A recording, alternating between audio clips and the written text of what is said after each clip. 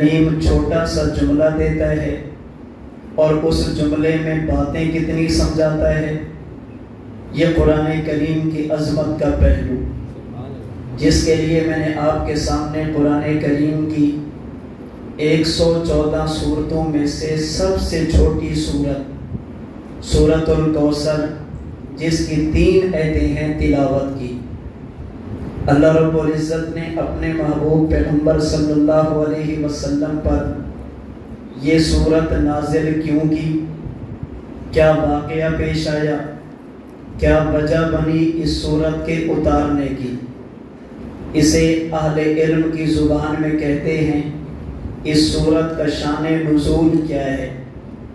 عام محاورے میں کہا جاتا ہے اس سورت کا بیک گراؤنڈ، اس سورت کے اترنے کی وجہ کیا ہے۔ رسول اللہ صلی اللہ علیہ وسلم دنیا میں تشریف لے، اللہ رب العزت نے اپنے محبوب صلی اللہ علیہ وسلم کو جسمانی، نسبی اور حقیقی اولاد میں 4 بیٹیاں اور 3 بیٹے عطا فرمائے۔ پیغمبر کی اولاد میں 7 افراد ہیں، ان میں 4 بیٹیاں اور 3 بیٹے، سیدہ زینب، سیدہ رقیہ، سیدہ ام کلثوم، سیدہ فاطمہ الزہرا۔ یہ پیغمبر کی 4 بیٹیاں، سیدنا عبداللہ، سیدنا قاسم، سیدنا ابراہیم رضی اللہ عنہم، یہ پیغمبر کے 3 بیٹے۔ اللہ نے اپنے نبی کو جو 4 بیٹیاں دی، یہ چاروں جوان ہوئیں۔ چاروں کا نکاح اللہ کے رسول صلی اللہ علیہ وسلم نے خود فرمایا۔ سیدہ زینب کا نکاح حضرت ابو العاص سے، سیدہ رقیہ ام کلثوم کا نکاح ایک کے بعد دوسری حضرت عثمان سے، اور سیدہ فاطمہ الزہرا کا نکاح حضرت علی المرتضیٰ سے۔ ان میں سے آپ کی 3 بیٹیاں اللہ کے رسول صلی اللہ علیہ وسلم کی دنیاوی زندگی میں دنیا سے گئی ہیں۔ 3 کا انتقال اس وقت ہوا جب پیغمبر دنیا میں تھے، اور حضرت فاطمہ کا انتقال پیغمبر کی رحلت کے 6 ماہ بعد ہوا۔ اللہ نے اپنے نبی کو جو 3 بیٹے دیے، ان میں سے کوئی بیٹا جوان نہیں ہوا، کوئی بیٹا بالغ نہیں ہوا، کوئی بیٹا بڑی عمر کو نہیں پہنچا۔ تینوں بچے چھوٹے اللہ نے بچپن کی حالت میں اپنے پاس بلا لیے۔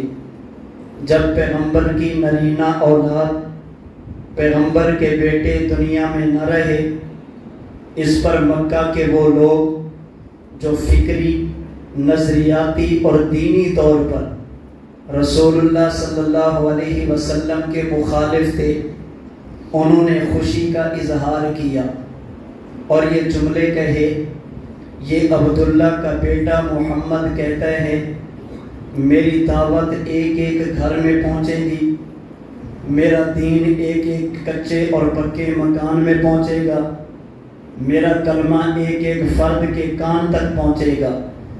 حقیقت یہ ہے کہ یہ محض خواب ہے، اس کا حقیقت سے کوئی تعلق نہیں۔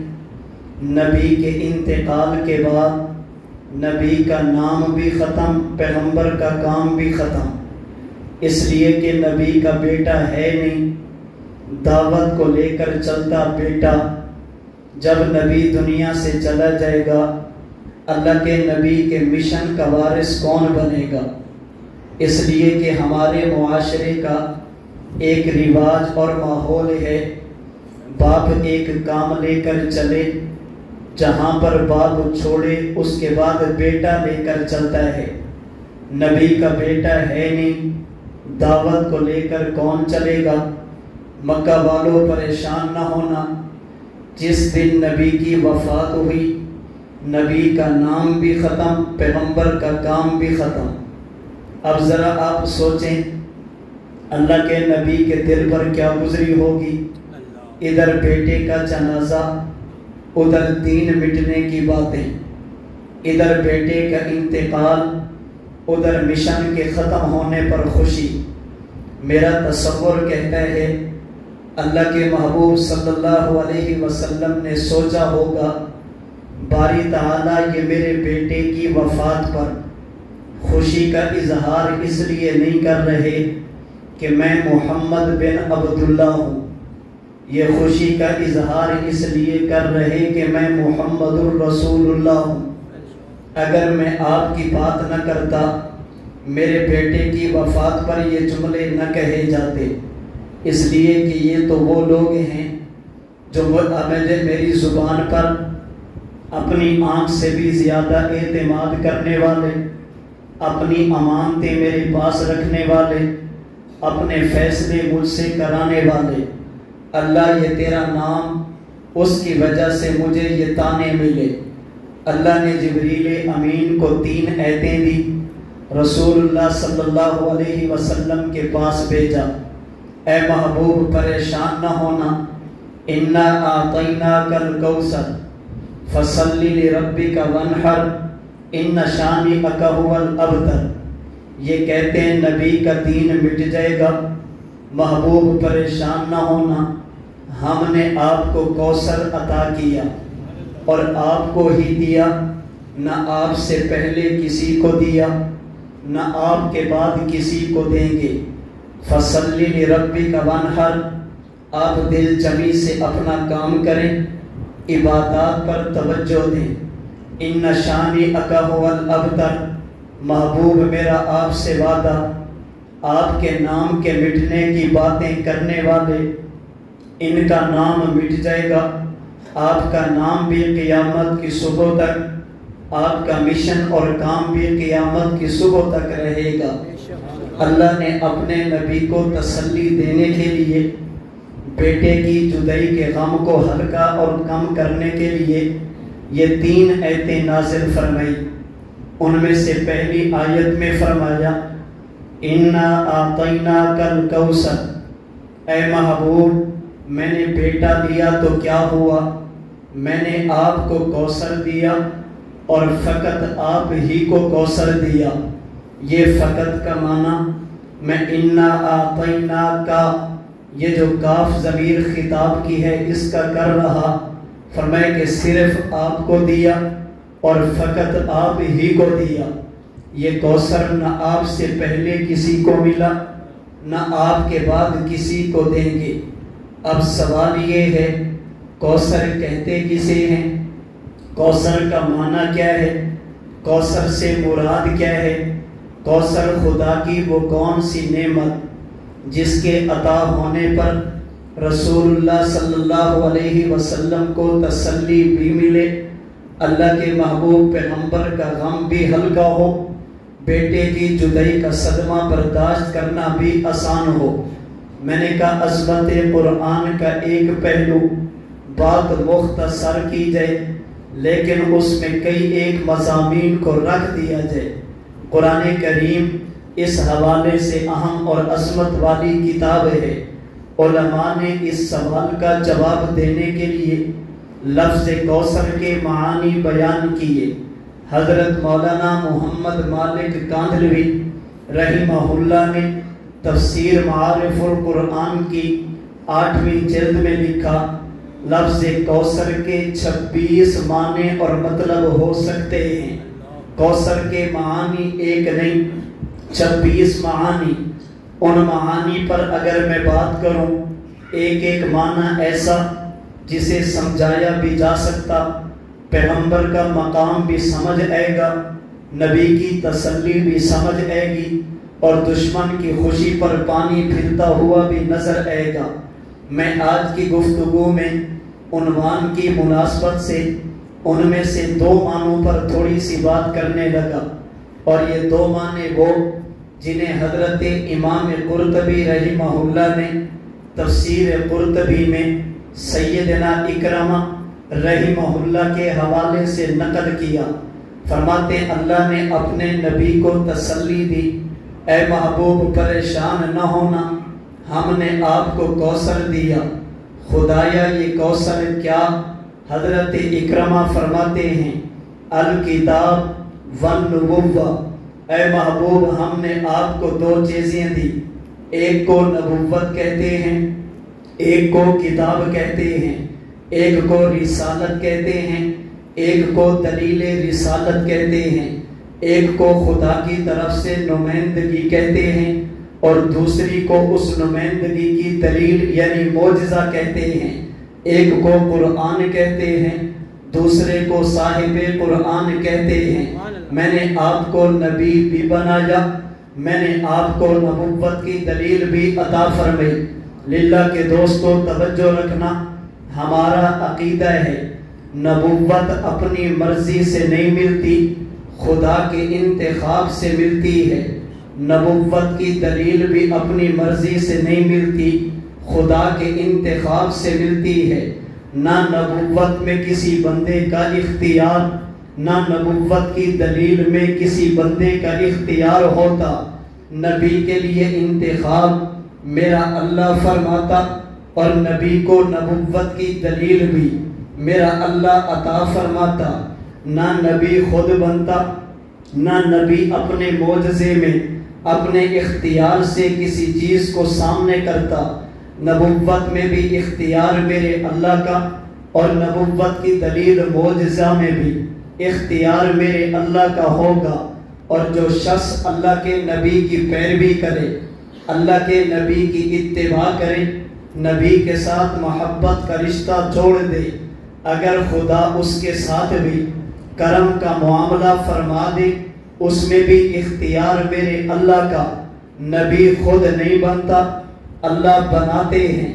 نبی کی نبوت کی دلیل بھی اللہ خود عطا فرماتے ہیں، اور نبی کے امتی کو اگر خدا کرامت دے دے، کرامت بھی اللہ کی طرف سے ہوتی ہے۔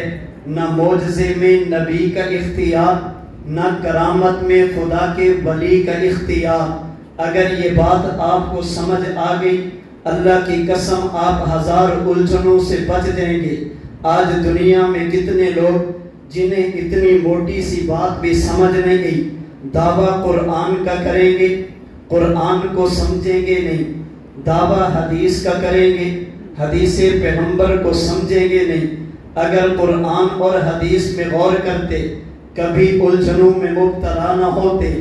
آج اگر میرے بزرگوں میں سے کسی بزرگ نے یہ لکھ دیا فلاں شخص تھا، اس کے ہاتھ پر اس کرامت کا ظہور ہوا، کہتے ہیں صحابہ کے لیے تو نہیں ہوا، ان کے لیے کیسے ہوا؟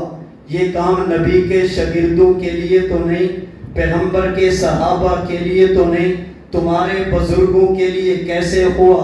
ہم کہتے ہیں عقل سے کام لو، کرامت میں ولی کا اختیار نہیں، میرے خدا کا اختیار ہوتا۔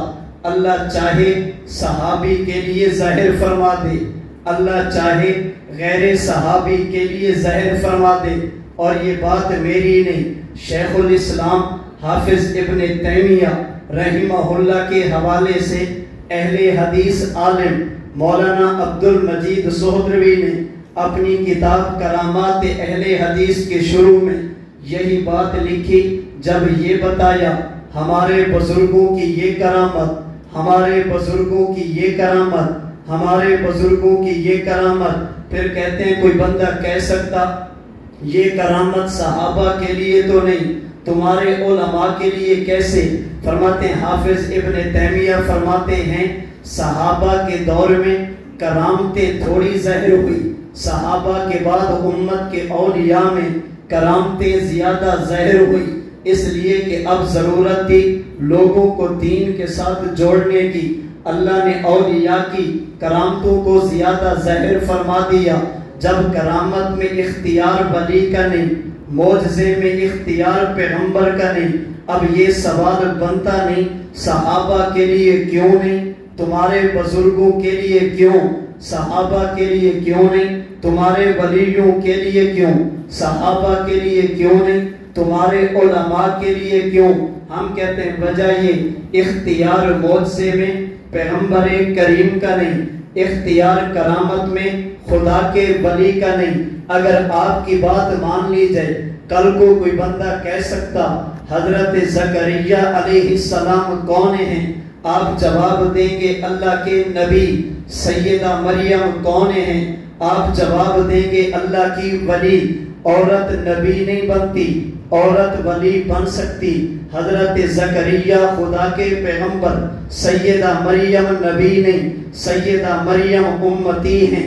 اگر کوئی آپ سے پوچھ لے مقام زیادہ نبی کا یا مقام زیادہ ولی کا، آپ جواب دیں گے مقام اللہ کے نبی کا۔ پھر کوئی بندہ پوچھ لے قرآن کریم کے 3 پارے کے مطابق اللہ کی طرف سے بے موسم پھل حضرت زکریا کے لیے ہے یا سیدہ مریم کے لیے ہے، آپ جواب دیں گے حضرت زکریا کے لیے نہیں، سیدہ مریم کے لیے۔ پھر کوئی بندہ اس بنیاد پہ کہہ دے جب بڑے حضرت زکریا ان کے لیے پھل کیوں نہیں، مریم کے لیے پھل کیوں؟ ہم کہیں گے اس لیے کہ یہ سیدہ مریم کی کرامت، اور کرامت میں نبی کا بھی اختیار نہیں، کرامت میں ولی کا بھی اختیار نہیں۔ اللہ چاہے تو نبی کے ہاتھ پر معجزہ بنا کر ظاہر فرما دے، خدا چاہے تو ولی کے ہاتھ پر کرامت بنا کر ظاہر فرما دے۔ کوئی بندہ آپ سے پوچھ لے قرآن کریم کا 19واں پارہ، حضرت سلیمان اللہ کے نبی ہیں، آصف بن برخیہ یہ نبی نہیں، نبی کا صحابی، نبی کا امتی ہے، ان میں سے مقام زیادہ کس کا؟ آپ جواب دیں گے نبی حضرت سلیمان کا۔ پھر کوئی بندہ یہ سوال کرے تخت بلقیس لانے کی کرامت، اس کا ظہور کس سے ہوا؟ آپ کہیں گے آصف بن برخیہ سے۔ پھر سوال بنتا ہے نبی کے ہاتھ پر ظاہر کیوں نہیں، امتی کے ہاتھ پر ظاہر کیوں ہے؟ آپ جواب دیں گے اس لیے اختیار نبی کا بھی نہیں، اختیار ولی کا بھی نہیں، اختیار میرے خدا کا۔ اللہ چاہے تو اس کے لیے انتخاب نبی کا کرے، خدا چاہے تو اس کے لیے انتخاب ولی کا کرے۔ آج یہی تو گردان پڑھی گئی، آپ کے للہ میں بھی پڑھی گئی، میرے علم میں ہے۔ آج دیکھیں کہتے ہیں امام ابو حنیفہ کے بارے میں حضرت شیخ الحدیث مولانا زکریا نے لکھا، آپ ایسے صاحب کرامت بزرگ تھے، اگر کوئی بندہ وضو کرتا ان کو گناہ دھلتے ہوئے نظر آتے۔ کہتے ہیں صحابہ کو تو نظر نہیں ہے، ابو حنیفہ کو نظر کیوں ہے؟ ہم کہیں کہ حضرت زکریا کے لیے تو پھل نہیں ہے، سیدہ مریم کے لیے کیوں ہے؟ حضرت سلیمان تو تخت نہیں لائے، آصف بن برخیہ کیوں لایا؟ جی دیکھیے حضرت زکریا نے لکھا ایک بزرگ حج کر کے آئے، ان کا انتقال ہوا، اللہ کے نبی صلی اللہ علیہ وسلم اپنی قبر مبارک سے تشریف لے، اس کے چہرے پر ہاتھ رکھا، ان کا چہرہ روشن ہو گیا۔ پیغمبر صحابہ کے لیے کیوں نہیں ہے؟ پیغمبر اولیاء کے لیے کیوں ہے؟ یہ نبی جنگ جمل میں تو نہیں، یہ پیغمبر تو جنگ صفین میں نہیں، یہ پیغمبر اس موقع پر کیوں ہے؟ ہم کہیں گے اس لیے کہ اس میں اختیار نبی کا نہیں، اللہ اجازت دے دے، نبی آ جائے، خدا اجازت نہ دے، پیغمبر نہ آئے، جی قبر سے باہر آنا، ہم کہتے ہیں آئے نہیں، اللہ نے بھیجا۔ تمہیں ایک نبی کے آنے پر اعتراض ہے، کیا تمہیں معلوم نہیں معراج والی رات اللہ نے آدم سے لے کر عیسیٰ جو انبیاء دنیا سے جا چکے انہیں قبروں سے نکال کر بیت المقدس میں بھیجا، اور جو نبی دنیا سے نہیں آسمان پر موجود تھے انہیں آسمان سے اتار کر بیت المقدس میں بھیجا۔ جو خدا نبی کے اعزاز میں اولیاء کو، جو پیغمبر خدا کے، جو خدا پیغمبر کے اعزاز میں انبیاء کو لا سکتا، وہ خدا کسی ولی کے اختیار میں، ولی کے اعزاز میں بھی اپنے پیغمبر کو لے آئے۔ اس میں حرج والی بات تو نہیں۔ اور للہ کے دوستو یاد رکھنا، نبی کے مقام کی وجہ یہ معجزہ نہیں، ولی کے مقام کی وجہ یہ کرامت نہیں۔ اگر کسی نبی کو معجزہ نہ ملے وہ نبی نہیں ہوگا، وہ تب بھی نبی ہوگا۔ صحابی کے مقام کی وجہ یہ کرامت نہیں، صحابی کے مقام کی وجہ یہ علم نہیں، صحابی کے مقام کی وجہ یہ عمل نہیں، صحابی کے مقام کی وجہ تفسیر اور حدیث نہیں، صحابی کے مقام کی وجہ فقہ اور تصوف نہیں۔ آج یہی کہا گیا ابو حنیفہ کو تم نے صحابہ سے بڑھا دیا۔ بابا کس بدبخت نے کہا مجھے تو میرے حضرت نے اپنی کتاب اسلامی عقائد میں، اپنی کتاب کتاب العقائد میں، اپنی کتاب شرح الفقہ الفقہ الاکبر میں، اپنی کتاب شرح عقیدہ طحاویہ میں، اپنی کتاب شرح عقیدہ نصفیہ میں، اپنی کتاب شرح العقیدۃ الحسنہ میں یہ عقیدہ دیا۔ تم ایک ابو حنیفہ کی بات کرتے ہو، اگر اس وقت پوری دنیا کی آبادی 7 ارب 40 کروڑ ہے، آپ ان تمام لوگوں کو مسلمان بنا دیں، مسلمان بنانے کے بعد انہیں قرآن کا حافظ بنا دیں، پھر ان سارے لوگوں کو قرآن کا قاری بنا دیں، پھر ان سارے لوگوں کو دین کا عالم بنا دیں، پھر ان سارے لوگوں کو ایسا فقیہ بنے جیسا ابو حنیفہ، ایسا محدث بنے جیسا امام بخاری، ایسا مفسر بنے جیسے امام ابن کثیر ہیں، ایسا علم تصوف کا امام بنے جیسے امام غزالی، ایسا عبادت گزار بنے جیسا جنید بغدادی ہے۔ یہ 7 ارب 40 کروڑ یہ مسلمان بھی بن جائیں، 7 ارب 40 کروڑ یہ حافظ اور قاری بھی بن جائیں، یہ دین کے عالم بھی بن جائیں، یہ مفسر اور محدث، فقیہ اور صوفی بھی بن جائیں، ساری رات مصلی پہ کھڑے ہو کر عبادت کرنے والے بھی بن جائیں، یہ سارا دن روزہ رکھنے والے بھی بن جائیں۔ ان 7 ارب 40 کروڑ لوگوں کو ایک ترازو کے پلڑے میں رکھو اور دوسری طرف اس شخص کو لے کر آؤ جو اللہ کے نبی کی مجلس میں آیا، نبی کے ہاتھ میں ہاتھ دیا، پھر یہ کہا اشہد اللہ الہ الا اللہ و اشہد ان محمدن عبدہ و رسولہ۔ ابھی نماز کا وقت نہیں ہوا، صحابی دنیا سے چلا گیا، ابھی زکوٰۃ نہیں دی، صحابی دنیا سے چلا گیا، قرآن کی ایک آیت بھی نہیں پڑھی، دنیا سے چلا گیا، نبی کی ایک حدیث کو بھی یاد نہیں کیا، دنیا سے چلا گیا، ایک سجدہ بھی نہیں کیا، دنیا سے چلا گیا، ایک منٹ کے لیے بھی روزہ نہیں رکھا، دنیا سے چلا گیا، ادھر نبی سے سلام کیا، اللہ کے نبی کا کلمہ پڑھا، ادھر دنیا سے چلا گیا۔ تم ایک ابو حنیفہ کی بات کرتے ہو، رب محمد کی قسم، حضرت امام ابو حنیفہ سے لے کر آج تک، آج سے لے کر قیامت کی صبح تک پوری انسانیت کو ابو حنیفہ جیسا فقیہ بنا دو، پوری انسانیت کو امام بخاری جیسا محدث بنا دو، پوری انسانیت کو ابن کثیر جیسا مفسر بنا دو، پوری انسانیت کو امام غزالی جیسا تصوف کا امام بنا دو، پوری انسانیت کو حضرت جنید بغدادی جیسا آپ عابد عبادت گزار بنا دو۔ رب محمد کی قسم، یہ انسانیت ایک طرف، صحابی کی زندگی کا وہ ایک منٹ ایک طرف، پوری انسانیت مل کر بھی صحابی کی زندگی کے ایک لمحے کا مقابلہ نہیں کر سکتی۔ صحابی کے مقام کی وجہ علم نہیں، صحابی کے مقام کی وجہ نبی کی مجلس میں بیٹھنا ہے۔ اگر صحابی عبادت نہیں کرے گا تو غیر صحابی بڑھ جائے گا، نہیں ہو سکتا۔ صحابی کے مقام کی وجہ نبی کی مجلس میں بیٹھنا، اسی کو حضرت امام نووی نے شرح مسلم میں لکھا، فرماتے میرا عقیدہ ان من صحب النبی صلی اللہ علیہ وسلم ورآہ مرتن من عمرہ وحصلت لہ مزیت الصحبہ افضل من کل من یاتی بعدہ۔ فرماتے ہمارا عقیدہ جو شخص نبی کی مجلس میں ایک منٹ کے لیے بھی جا کر بیٹھ گیا، بعد میں آنے والی انسانیت ایک طرف، صحابی ایک طرف رکھ دیا جائے، رب محمد کی قسم غیر صحابی پوری کائنات مل کر بھی صحابی کے مقام کا مقابلہ نہیں کر سکتا۔ کیوں؟ فرماتے فَإِنَّ فَضِيلَةَ الصُّحْبَةِ لَا يَعْدِلُهَا عَمَلٌ۔ نبی کی صحبت میں بیٹھنا ایک ایسا عمل ہے جس کا آج بھی مقابلہ نہیں کر سکتا۔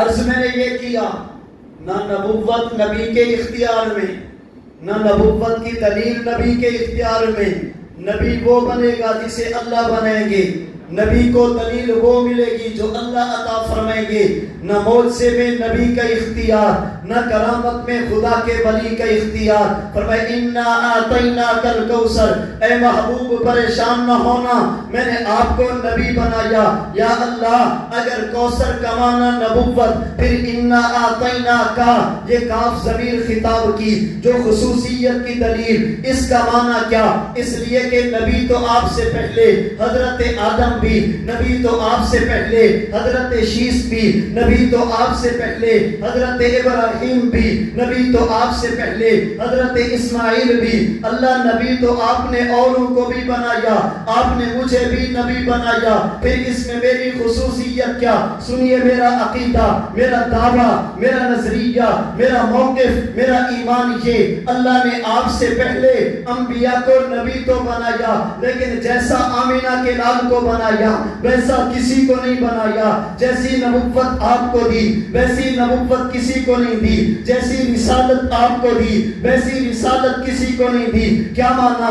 آپ اٹھائیے انبیاء کی تاریخ کو، ہر نبی کی نبوت کی بات اس وقت شروع ہوگی جب وہ کہے گا میں اللہ کا نبی۔ جب تک نبی نبوت کا اعلان نہیں کرے گا اس کی نبوت کے چرچے نہیں، جب تک نبی اعلان نبوت نہیں کرے گا اس کی نبوت کے تذکرے نہیں، جب تک نبی اعلان نبوت نہیں کرے گا اس کی نبوت کی باتیں نہیں۔ اللہ نے اپنے نبی کو نبی بنایا، اور کیسا بنایا؟ اگر بات عالم ارواح کی جائے وہاں پر بھی نبوت مصطفیٰ کے چرچے۔ اگر خدا نے دنیا کو آباد کیا آدم سے لے کر عیسیٰ تک، ہر نبی کی زبان پر نبوت مصطفیٰ کے چرچے، ہر نبی کی امت پر نبوت مصطفیٰ کے چرچے۔ اگر تورات، زبور، انجیل اللہ نے 3 کتابیں اتاری، ہر کتاب میں بھی خدا نے نبوت مصطفیٰ کا ذکر کیا، اللہ کے نبی دنیا میں آئے، یہاں پر بھی آپ کی نبوت کے چرچے۔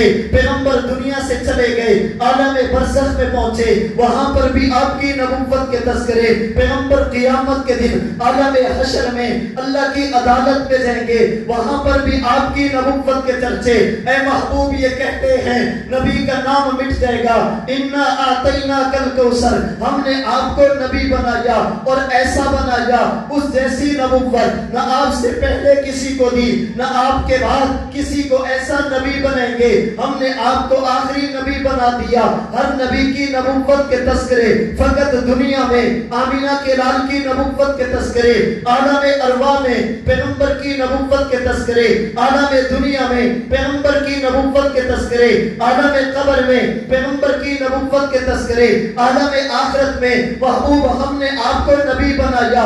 یہ کہتے نام مٹ جائے گا، آپ کا نام تو اس وقت تھا جب ان کی نسلیں بھی دنیا میں نہیں تھی، آپ کے تذکرے تو اس وقت تھے جب ان کے بڑے بھی دنیا میں موجود نہیں تھے، ہم نے آپ کو نبی بنایا۔ اللہ وہ تو اوروں کو بھی بنایا، فرمایا جیسا آپ کو بنایا ویسا کسی کو نہیں بنایا، جیسی نبوت آپ کی ویسی کسی کی نہیں، جیسے نبوت کے کمالات ہم نے آپ کو عطا فرمائے ایسے نبوت کے کمالات کسی اور کو عطا نہیں فرمائے۔ اللہ کیا مانا؟ حضرت مولانا جامی نے اسی بات کو سمجھانے کے لیے ایک شعر کہا، فرمایا حسن یوسف دم عیسیٰ ید بیضا داری، آج خوبا ہما دارن تو تنہا داری۔ مولانا قاسم نانوتوی نے اسی عقیدے کی ترجمانی اردو ایک شعر میں کی۔ اس شعر کو سمجھنے سے پہلے مولانا جامی کی بات کو سمجھیے، حضرت نانوتوی کا عشق رسول دیکھیے، حضرت نے کیسے اپنے نبی سے محبت کی۔ حضرت مولانا جامی فرمانا یہ چاہتے، فرماتے یا رسول اللہ آپ سے پہلے خدا نے جتنے بھی نبی بھیجے ہر نبی کو اللہ نے پاک کمال بنایا، ہر نبی کو اللہ نے خوب بنایا، لیکن ایک نبی میں اللہ نے ایک کمال رکھا، دوسرے نبی میں اللہ نے دوسرا کمال رکھا، تیسرے نبی میں اللہ نے تیسرا کمال رکھا۔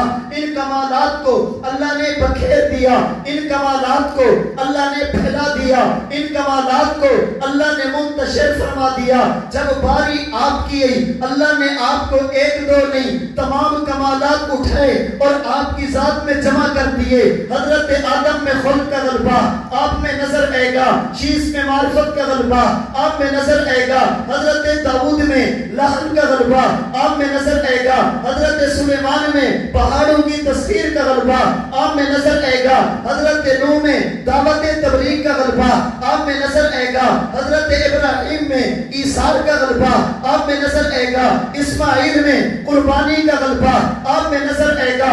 الغرض آدم سے لے کر عیسیٰ جتنے انبیاء بھیجے ہر نبی میں اللہ نے کمالات کو رکھا، لیکن بکھیر کر جب باری آپ کی آئی اللہ نے سارے کمالات اٹھے اور آپ میں جمع کر دیے۔ اسی کو مولانا نانوتوی نے کہا آقا جہاں کے سارے کمالات ایک تجھ میں ہیں اور تیرے کسی میں نہیں مگر دو چار۔ کیا مانا؟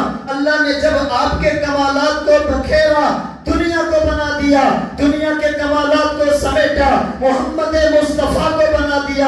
اس لیے للہ کے دوستو یاد رکھنا، اگر کوئی بندہ میرے نبی کی خوبیاں، میرے نبی کے اوصاف، میرے نبی کے کمالات کو پھیلا ہوا دیکھنا چاہے، آدم سے لے کر عیسیٰ تمام انبیاء کو دیکھ لے۔ اگر آدم سے لے کر عیسیٰ تمام انبیاء کے کمالات کو ایک جگہ پہ اکٹھا دیکھنا چاہے تو محمد مصطفیٰ کو دیکھ۔ نعرہ تکبیر، واجبہ ختم نبوت، خلافت راشدہ۔ محبوب ہم نے آپ کو نبی بنایا، اللہ تو اوروں کو بھی بنایا، فرمایا جیسا آپ کو بنایا ویسا کسی کو نہیں بنایا۔ جیسی نبوت آپ کے لیے ایسی نبوت میں نے کائنات میں کسی کو دی ہی نہیں۔ حسن آپ کو ایسا دیا کائنات میں کسی کو نہیں دیا۔ معجزات آپ کو ایسے دیے کائنات میں کسی کو نہیں دیے۔ کمالات آپ کو وہ دیے کائنات میں کسی کو نہیں دیے۔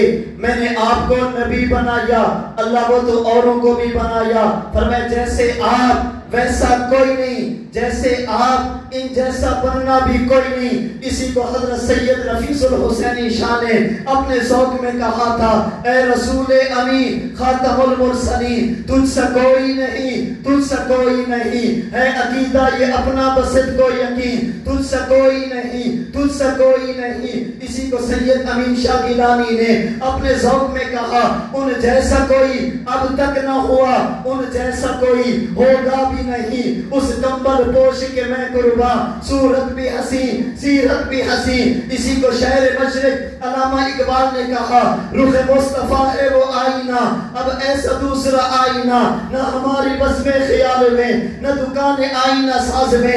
کہنے والے نے یوں بھی کہا، نہ ایسی زلفیں نہ ایسا چہرہ، نہ یوں کسی پہ شباب ہوگا، جواب ہوں گے سبھی کے لیکن نہ مصطفیٰ کا جواب ہوگا۔ کہنے والے نے یوں بھی کہا، بابا ارباب نظر کو ایسا نہ ملے گا، بندے تو ملیں گے مولا نہ ملے گا، تاریخ اگر ڈھونڈے گی ثانی محمد، ثانی تو بڑی چیز ہے سایہ نہ ملے گا۔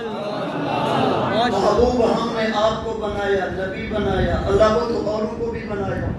اور میں جیسی نبوت آپ کو دی ویسی کسی کو نہیں دی، جیسا نبی آپ کو بنایا ویسا کسی کو نہیں بنایا۔ اِنَّا أَعْطَيْنَاكَ الْكَوْثَرَ، توجہ رکھیے، اللہ نبی تو اور بھی، فرمایا جیسے آپ ویسا کوئی نہیں۔ آپ نبی دنیا سے چلے گئے، آج کسی نبی کا امتی، کسی نبی کا نام لیوا اپنے نبی پر اترنے والی کتاب اپنی اصلی صورت میں نہیں دکھا سکتا۔ اگر بات ہم سے کریں گے، ہمارے پاس اپنے نبی پر اترنے والی کتاب قرآن کریم آج بھی اپنی اصلی صورت میں محفوظ نظر آئے گی۔ یاد رکھنا، پہلی آسمانی کتابیں وہ ملک بدلتا ہے، آسمانی کتابیں بدل جاتی، صوبہ بدلتا ہے، آسمانی کتاب بدل جاتی، ضلع بدلتا ہے، آسمانی کتاب بدل جاتی، اور رب کا قرآن وہ آپ مشرق سے چلیے مغرب تک پہنچیے، شمال سے چل کر جنوب تک پہنچیے، زمین سے لے کر آسمان تک پہنچیے، تحت الثری سے لے کر سدرۃ المنتہا تک پہنچیے، فرش زمین سے لے کر عرش بری تک جائیے۔ رب محمد کی قسم، جو قرآن مشرق میں وہی قرآن مغرب میں، جو شمال میں وہی جنوب میں، جو زمین پر وہی آسمان پر، جو تحت الثری وہی سدرۃ المنتہا، جو فرش زمین وہی عرش بری۔ آج 1450 سال گزر گئے، ہمارے نبی پر اترنے والی آسمانی کتاب اپنی اصلی صورت میں محفوظ ہے۔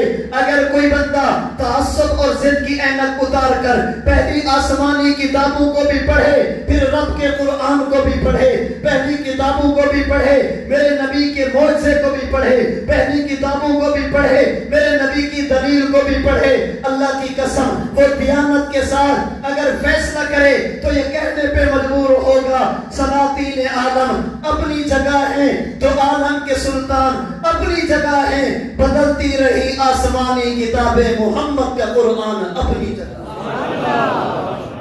मेरे महबूब ये कहते हैं आपका नाम मिट जाएगा, हमने आपको नबी बनाया, वल किताब हमने आपको नबुव्वत की दलील भी अता की।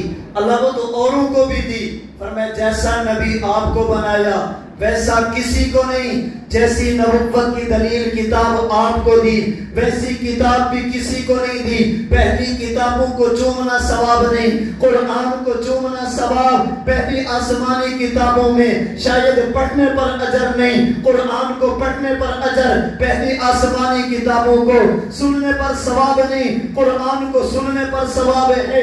अल्लाह ने आपको किताब भी दी तो सबसे आला दी, आपको नबुव्वत भी दी तो सबसे आला दी। और याद रखना, अल्लाह के नबी की नबुव्वत मेरी और आपकी मोहताज नहीं, पैगंबर की नबुव्वत की दलील रब का कुरान भी मेरा और आपका मोहताज नहीं। अगर लिल्ला नहीं, पूरी दुनिया के इंसान अगर एक बात पर मुत्तफिक हो जाए, हम हुजूर की नबुव्वत को मानेंगे, हम रब का कुरान पढ़ेंगे, अपनी औलादों को पढ़ेंगे, अल्लाह की कसम नबी की नबुव्वत फिर भी रहेगी, रब का कुरान फिर भी रहेगा। अगर सिर्फ लिल्ला नहीं, पूरी इंसानियत एक नजरिए पर मुत्तफिक हो जाए, हम नहीं मानते नबी को, हम नहीं पढ़ते कुरान को, हम नहीं करीब जाते रब के कुरान के, अल्लाह की कसम फिर भी नबी की नबुव्वत भी क़यामत तक रहेगी, रब का कुरान भी क़यामत तक रहेगा। क्यों? इसलिए कि अल्लाह ने वादा किया, इन्ना आतैना कल कौसर, ऐ महबूब मैंने आपको नबी भी बनाया, मैंने आपको किताब भी दी, आप इबादत कीजिए। इन शानिया का हुवल अबतर, आपका नाम मिटाने वाला मिट जाएगा, कुरान को मिटाने वाला मिट जाएगा, कुरान को मिटाने की बातें करने वाला मिट जाएगा। महबूब मेरा आपसे वादा, आका मिट गए, मिट रहे हैं, मिट जाएंगे दुश्मन तेरे, मिट गए, मिट रहे हैं, मिट जाएंगे दुश्मन तेरे, न मिटा है न मिटेगा कभी चर्चा तेरा, ये मेरी और आपकी सआदत होगी।